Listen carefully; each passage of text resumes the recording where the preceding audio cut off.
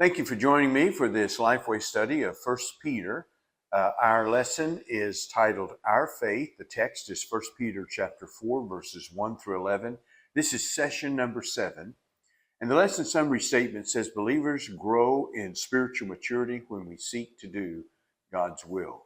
To begin the lesson, I'm going to use the suggestion that's found at Go Explore the Bible. And I'm going to write this question up on the board.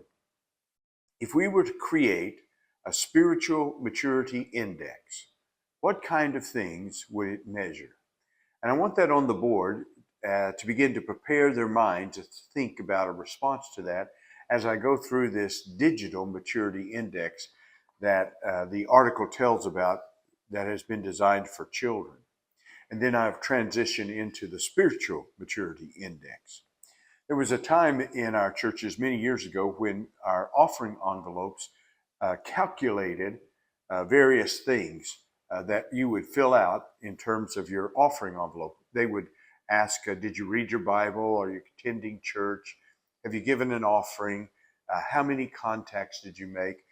And we haven't done that for decades, but it was a good way of measuring people's commitment and involvement in practicing their faith. We've always tried to find ways in which to measure spiritual maturity in our people. So what is it that you say to people believers who are suffering for their faith? And that's what Peter is addressing in this letter. And here are some things that we've seen Peter say to people who are suffering. He says to them, first of all, understand that your salvation is eternally secure. Chapter 1, verses 1 through 12. And then he says to these people who are suffering, he says, you should live a life of holiness. Chapter 1, verse 13 through verse 25. When you come to chapter 2, he says, live as people who are identified as the people of God. And then in chapter 2, verse 13 to 25, he says to people who are suffering, live in submission to legal authorities and to those who are your superiors. And then he says to people who are suffering, he says, refute others' charges by living exemplary family lives in chapter 3, verses 1 to 12. And then last week we talked about how he said, prepare to suffer and share the reason for your hope. But now he turns and he says, one of the things that God can do when we're suffering is this issue of spiritual maturity. The first point of our lesson is about purpose. Chapter 4, verses 1 to 3. And there are three basic ideas in this passage that Peter's going to address to the people. The first thing he says to these Christians is to arm yourself. And he's talking about arm yourself with the same understanding, the same attitude and spirit that Jesus had towards suffering. The second thing he says to them is live an entirely new life because of your relationship with Jesus Christ. And the third thing that he's going to say to them in terms of purpose is you've lived long enough as a lost person. You've lived that life long enough. It's time to go on and live the life Christ has called you to. So let's just go through some of the verses and see how these things work themselves out. Verse 1, therefore, since Christ suffered in the flesh, and you'll notice that Peter oftentimes uses the word suffer, where many passages use the word died. But in this passage, this word, the idea of Christ suffering in the flesh, is talking about more than just the crucifixion. It's all that he experienced as a result of living in a world of sin and it coming against him. And so, since Christ suffered in the flesh, he says, arm yourselves also with the same understanding. So the mentality and the attitude that Jesus had towards suffering is what we're supposed to adopt in terms of our attitude towards suffering. This word, arm yourselves, is a military word, and it's describing soldiers who are getting ready to go into battle and all the things that a soldier would do in order to prepare himself for that occasion. It's using that kind of picture to say, as a Christian, what are some of the things that you need to have in mind when life is going to be difficult for you, when this world is going to punish us for living our Christian life? And we can look to the example of Jesus and learn some things. How did Jesus deal with suffering? How did he respond to suffering? And that's how we're supposed to arm ourselves. That would be a good question to ask your class. We know that Jesus prayed before he suffered. That arm yourselves with that. We know that Jesus was submissive to the Father's will. That's something that we need to have stored away in our memory. We know that Jesus endured the cross for the joy that was set before him. He had a joyful spirit. Imagine that. There was a sense of inward peace and a celebrative spirit that he was doing the will of the Father. There was persevering on the part of Jesus. So I'm simply wanting to ask the class, what is it that we see in Jesus that is to be found in us in terms of preparing ourselves to live in a time of suffering? Notice he says, because the one who suffers in the flesh is finished with sin. What Jesus means by that, or what Peter means by that, this word finished is a passive, and it means that sin is not dominating our mind, but that we have come to an understanding that living for God is of greater value than holding on to our sin. We're finished with that way of life. And notice he goes on in verse 2, in order that, so here is the purpose, in order to live the remaining time in the flesh, no longer for human desires, but for God's will. So the human desires, he's going to give us a list of those in just a moment, but he says what the purpose of that is, arming ourselves with this kind of attitude and with the determination that we're through with sin. The purpose of it is so that we can do God's will instead of doing our will. So what you have contrast here is self-centeredness versus God-centeredness, self-interest versus God's interest. And he's saying to these believers, this is what difficulties have the benefit of doing, of clarifying in your mind, I am through with sin, and I want to live the rest of my life for the things of God. Verse 3, for there has already been enough time spent in doing what the Gentiles choose to do. And he's talking about a lifestyle. He said, whatever time it was that you came to faith in Christ, you've spent enough time following the ways of the world. So for the rest of your life, instead of following that way, follow the ways of God. And then he just mentions the things that are described here in terms of Gentile living, carrying on in unrestrained behavior. That word is talking about excesses that shock decency. He says evil desires. That is a reference to sexual immorality, moral lust, drunkenness. That's obviously alcohol. Orgies. That's oftentimes associated with alcohol and sexual ideas. The orgies in that day had the idea of festivals that were given over to excesses that were the celebration of some pagan deity that would involve lots of drinking and then sexual immorality. And he talks about carousing, and that's drinking parties with other sinful behaviors in abundant supply. And he talks about lawless idolatry, which would include false worship. And many of the false worships of that day would involve these things. Now, you'll notice that these are all plurals. And so it's talking about a lifestyle, and it's suggesting all kinds of acts or such vices. So orgies would be broader in terms of its understanding of that. And so much of this is involved with alcohol and sexual behavior. And one of the things that is powerful about the gospel is these people were sexually perverted. In the ancient world, it was just unimaginable the kind of perversion that was considered normal and acceptable. And these people are being saved out of that. And it takes the tremendous power of the gospel to break people free from those kinds of practices. And Peter's simply saying, you've spent enough time doing that.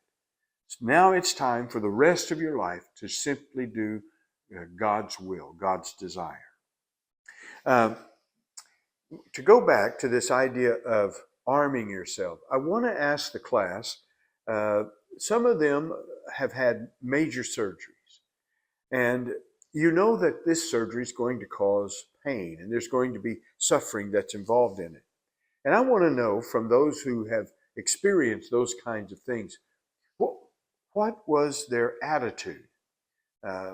Describe their thinking that made them go through the suffering or the surgery.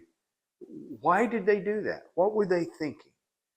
And what I'm wanting to draw out of that is we do these kinds of things all the time through life. We go through some kind of difficulty because there's something about the way we think about it that we know there's a better outcome on the other side. We discipline our finances and the pain of saying no to various things because we know that on the other end there's something better that's for us. So what I'm trying to do is I'm trying to help them understand and appreciate and apply this idea of the way we think about things, the way we approach things. If we do it with the mindset of Christ, it does a great deal in helping us set aside sin and do the will of God. Now in verse 2, what I'm wanting to do there in helping them see this new life that Peter is talking about, I've got some verses that I want them to look up. One of them is 1 Peter chapter 1, verse 14 and 15. And what's happening there is a contrast between human desires and godly desires. And what we see is what Peter is calling them to do is to live holy lives. So that's one of the things that new life looks like. It's holy living, pursuing the things of God. Another passage is 1 Peter chapter 2, verse 11 to 12. And there, this new life is described as an honorable life. It's described as doing good deeds, especially with difficult people. So if you're wanting to help them understand this new life that it's describing, well, Peter's already addressed some of that in these passages. And then in verse 3, to try to drive home the idea that we're enough of this. And what is it that we're wanting to say? Enough. We don't want any more of this. I want to help them do an acrostic. I use the word enough. And I'm asking them in an acrostic with each letter, what would be something that would be from the past life that we say, I'm over this. I'm done with this. I don't want any more of this. And then I just want to use the acrostic as a way to distinguish some of those. Let me give you some examples of what I've written down. For the E, explosive anger. How about just being done with that? God's not pleased by that. And we need to learn how to bring our anger under God's control. Or evil actions, evil deeds. That might be another one. N, how about nasty speech? or maybe noxious behavior, destructive behavior. How about we just say, I'm done with that. I don't want any of that anymore. I'm going to deal with my life until that's removed from my life. For the O, overbearing. Don't you just love overbearing people? And if you happen to be one, wouldn't that be something that would bless your family if you were done with that? No longer. You were gentle and patient and kind instead of overbearing. Or how about obscene speech or obscene behavior? Let's just get over that. Enough of that. And then I have unforgiveness.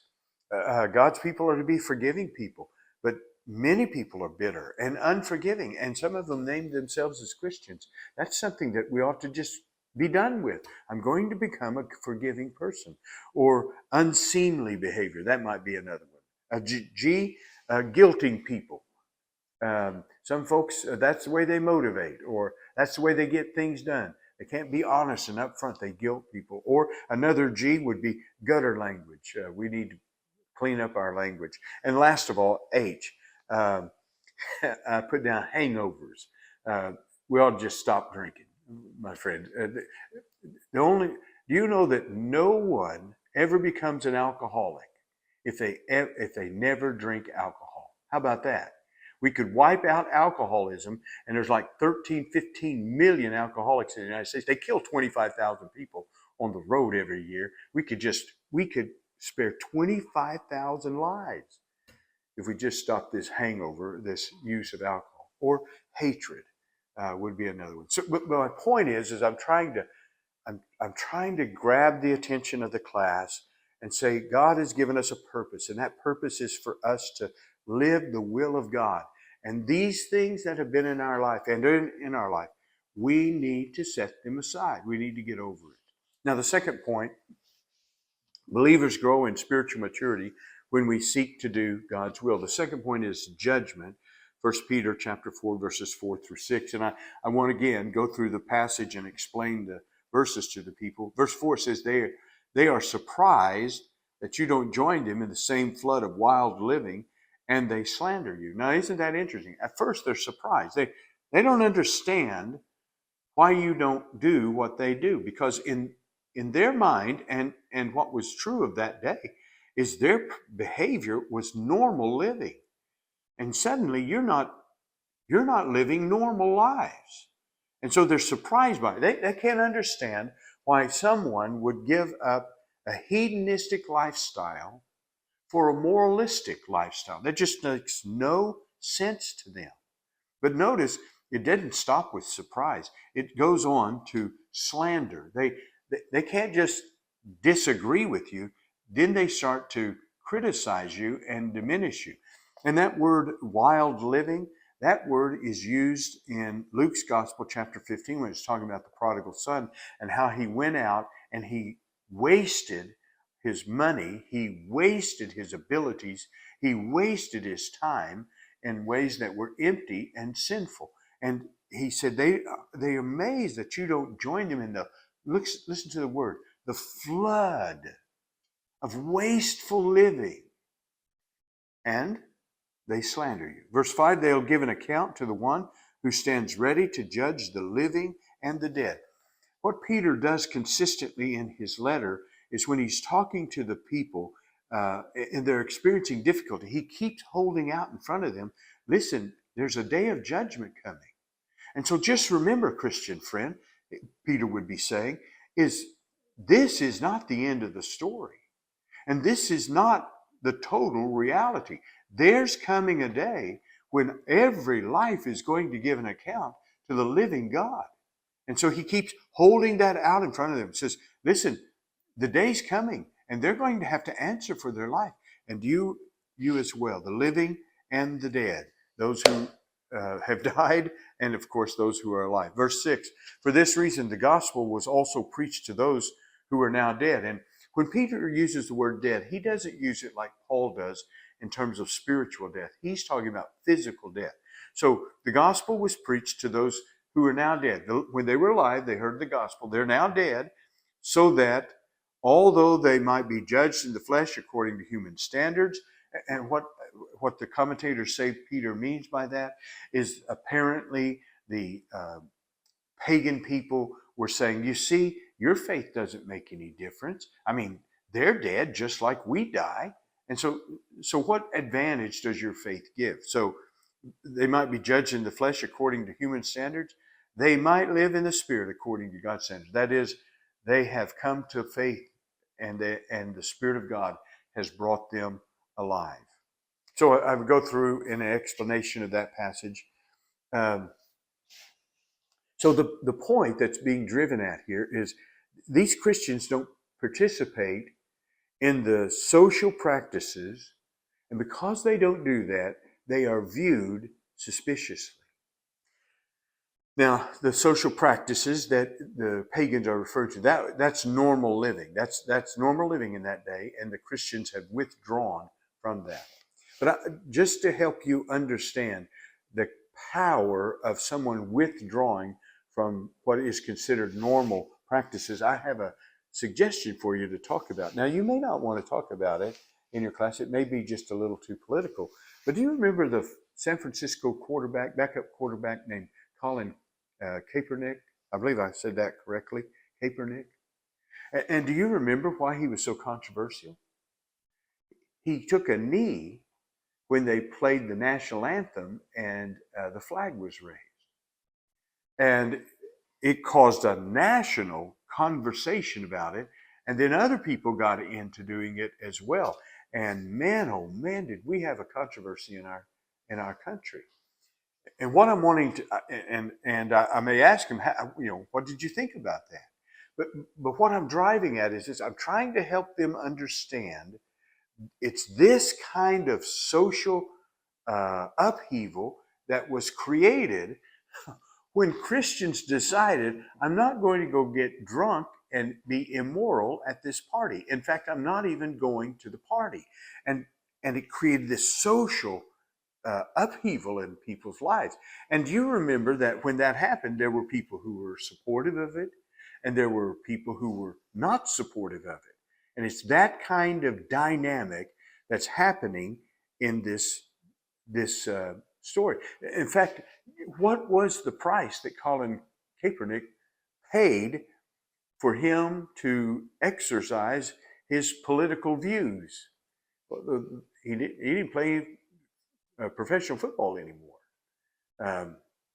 He was out. Now, I don't know that he went to the poorhouse. I think maybe he made a lot of money out of it, but he wanted to play professional football. That was over with for him. And so I'm just wanting, I'm not wanting that to become the topic of the class. I'm wanting the class to see it's that kind of strength of dynamic opposition that Christians had created by living out their Christian life. Judgment is popular today. It's some of the most popular television shows. American Idol, The Voice, they have these cooking contest shows, crime podcasts. Judgment is very popular today, and everybody's doing it. But Peter says to Christians, you live for Christ. You seek to do the will of God because judgment's coming. And why does the Bible regularly point to Judgment Day as a strong motivation for living a holy life for Christians? Because it's all throughout Peter. He brings it up again and again, Judgment Day, as I mentioned. So I want the class to understand, what is it about Judgment Day that is to have such a powerful insight for Christians? And let me just mention a few things that may be mentioned in the class. The reason Christians keep the Judgment Day in sight is because on that day, all the wrongs will be righted. On that day, rewards will be given for having lived for the will of God. How about this one? On that day, sin and evil will be removed forever. That's going to be a glorious day. And the day of judgment challenges Christians to change, to be transformed, and to live holy lives. Well, that's the second point. The third point is God's glory, chapter 4, verses 7 through 11. I came across a statement that I thought really summarized this passage in verses 7 through 11, and it said, some people spend time contemplating and speculating about the consummation of time and fail to live actively for God in the world for which Christ died. Some people are all caught up in about deciding end time schedules. Others are consumed with activists in the world and live as though this were all that makes up life. Some don't even give any thought to that. It's this world that drives them. But this writer said, in contrast, Christians, as sojourners in the world, hold that we can face the world with love and hope because more is going on than just here and now. Though the end is near, we must act and care for the world. And the scriptures, when it's understood, gives that kind of balance. We're not just all contemplating about the end time, or we're not all just focused on the here and now, But the Christian believer, because of what he knows, he loves and cares for this world. God's glory. Again, I want to go through this and explain the verses. And so just let me give you briefly a breakdown of the verses. He says, the end of all things is near. And the word end there means completion or goal. The world is coming to a goal. There's a purpose for time and existence. It's not circular. The Christian faith is linear. We're moving to a conclusion. And he says, therefore, since there is something out there in the future that we're going to eventually see completed, and that history is going to come to a climax, here's what we need to do. We need to, number one, be alert and sober-minded. That's the first thing. Be alert and sober-minded. So there needs to be an awareness of the world, and there needs to be a seriousness about this world. And what is the reason? Why do we need to understand what's happening in this world? And why do we need to take it serious? For the purpose of prayer. Just a personal application. This verse, God stopped me at this verse, and I got to thinking about my family. Now, there are things happening in this world that are confronting my grandchildren. I never confronted until I probably was an adult. When I was raising my daughters, I protected them from a great deal of what's in this world. And thankfully, my daughters and their husbands are protecting my grandchildren. But this world has things that they throw in front of my grandchildren, but there's just no way of protecting them. It is in one sense, it's a world that greatly concerns me for my grandchildren. And I'm just simply saying that because of the awareness of this world and the seriousness of the compact, it has had an impact on my prayer life for my children and my daughters and their husband, and my grandchildren. And he says, as you see the end coming near, he said, what is required of believers, he said, what I want you to do is be alert and sober-minded for the purpose of prayer.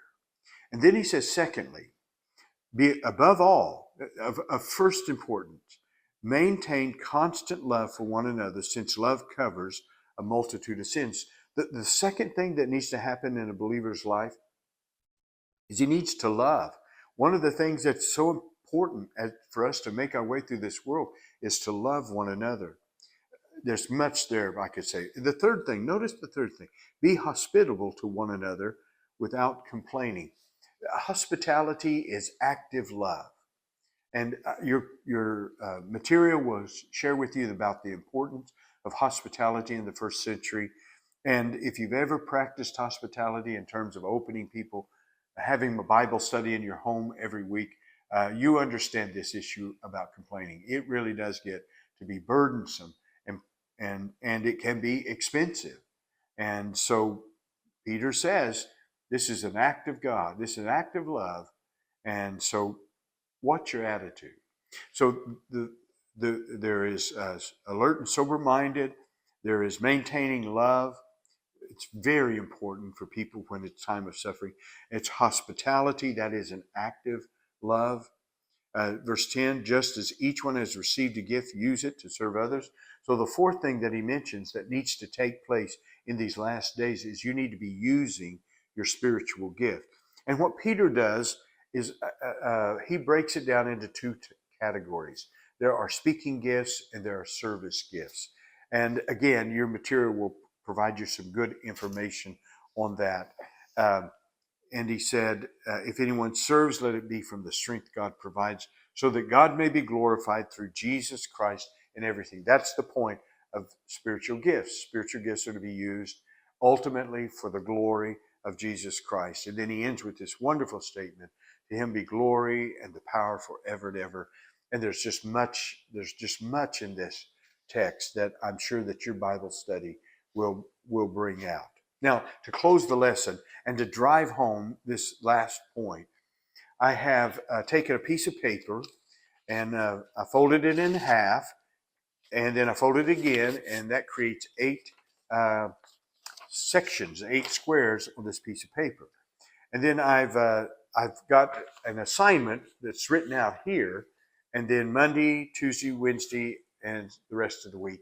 And here's the statement. I'll have it for you so that you can see it if you should want to use this.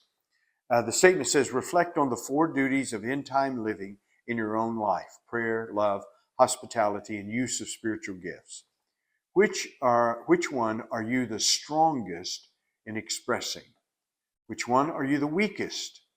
What insights from this passage can you use to better redeem the time God has given you?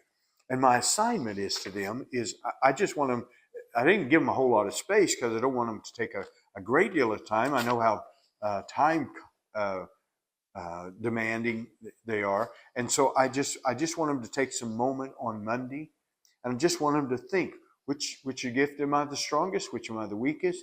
And then also, how could I better redeem the time? And then they may want to do this at the end of the day, or reflecting on the day before. And so it's just a way. What I'm trying to do is I'm trying to take this lesson and make it come alive in their life each day next week. These passages are so full, and so good, so needed for your people. Thank you for teaching God's word.